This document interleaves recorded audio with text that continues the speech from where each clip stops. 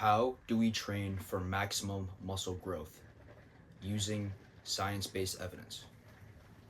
Okay, so first I want you guys to understand the actual muscle building process.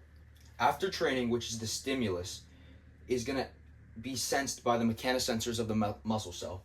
The mechanosensors are going to send a signal to this super important molecule called mTOR. mTOR is responsible for pretty much just hypertrophy of all cells, so the building up of cells. It's very prevalent in things like cancer. mTOR is going to enter into the nucleus. This is the nucleus of the cell. The nucleus of the cell has DNA. The mTOR is going to make the DNA pretty much rewrite it and take out messenger RNAs. And these messenger RNAs, you can think of them as like blueprints for new muscle. The mRNA is going to be sent to a ribosome, and depending on the mRNA, like the blueprint, it's going to manufacture a chain of amino acids. And this process here is going to be what we call protein synthesis. A fairly simple concept.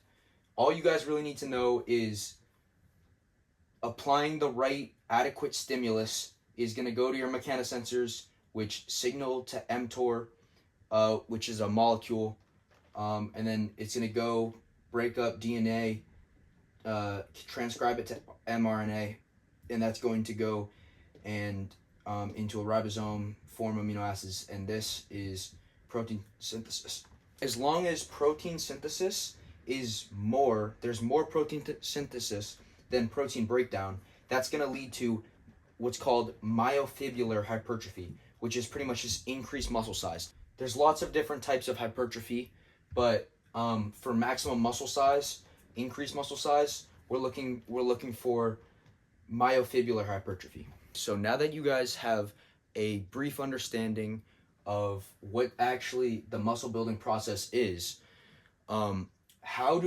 the question is how to apply the best amount of stimulus to maximize this. That's going to bring us to this side of the board, attaining proper stimulus. Throughout the years, there's been debate, through the golden era to now. I mean, now it's pretty much settled, but there was three main contenders that people thought was the best stimulus for muscle growth, which would be mechanical tension, metabolic stress, and muscle damage.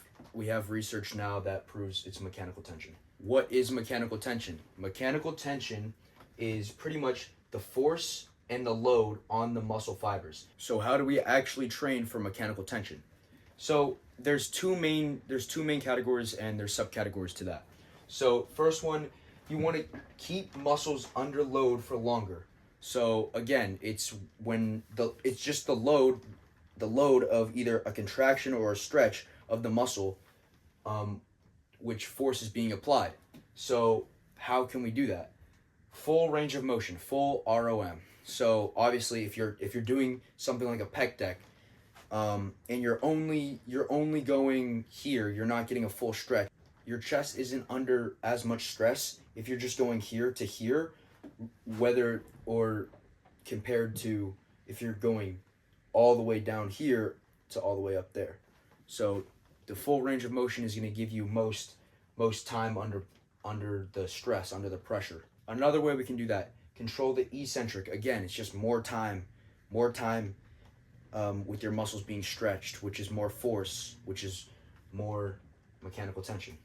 Another way we can do this is through high intensity. You need to have high intensity. You need to train with high intensity, or your muscles just aren't going to grow. So we can do this by heavier weights, so progressive overload, slowly trying to add an extra rep, move up a weight through not workout to workout. That's unrealistic. Every week, every month, just make sure your lifts are progressing. Add more weight, heavier weights. Another way we can stimulate high intensity is going to be training if not two, but super close to complete muscular failure. If you're pushing your muscle to failure, that's obviously high intensity, and you're going to stimulate mechanical tension the most. One last point I want to touch on is motor unit recruitment. This has a synergistic relationship to mechanical tension. So the more mechanical tension, the more motor unit recruitment. The more motor unit recruitment, the more mechanical tension. So synergistic relationship.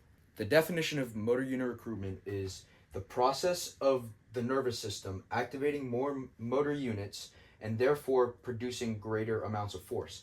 So obviously, more motor unit recruitment, more production of force, more force on the muscle fibers, more mechanical tension. More mechanical tension, better stimulus for the muscle growth. Motor unit recruitment, I could go into a lot more detail. I mean, with that being said, I could go into more detail with the mechanical tension, or I could go into more detail with the actual what's going on in the cell. But I'm just kind of doing a brief overview of it. What I want to say for motor unit recruitment is there's a bunch of different types of motor units within your muscle. So think like right now, just moving around my hand, very small units are being recruited. But so generally, more of the units and the bigger the units are that we can actually recruit is going to be better for mechanical tension. But I'm not going to get super far into that. How do we use motor unit recruitment to better stimulate and to increase mechanical tension? So we do this by things like isolation workouts. An example of an isolation workout is, say we're doing deadlifts, and we're going to be doing deadlifts, and deadlifts are going to recruit a lot of motor units. However, not if you're trying to target a specific muscle. Say you're going to get some motor unit recruitment in your bicep from doing a deadlift.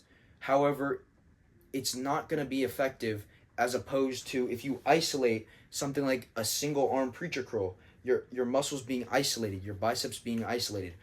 You're focusing on a small amount of muscle, and so you can have a better mind to muscle connection, and you're going to get more motor unit recruitments. Whereas if we're doing a deadlift, yes, you're going to train your bicep a little bit. Motor units are going to be firing, but they're going to be firing pretty much everywhere in your body. This is why we see science-based lifters, or more people, more gym goers using something like straps like for when they're doing pull exercises, lat pull downs, chest supported rows. So what the idea behind this is, it's going to take your forearms out of the equation. So obviously you're going to be working some of your forearms to hold onto the grip, but if you can take away some of that by using a strap to hold the weight better for you, you can put more emphasis on your back, which the muscle you're actually trying to train. You're going to use more of your back. More motor units are going to be recruited in your back.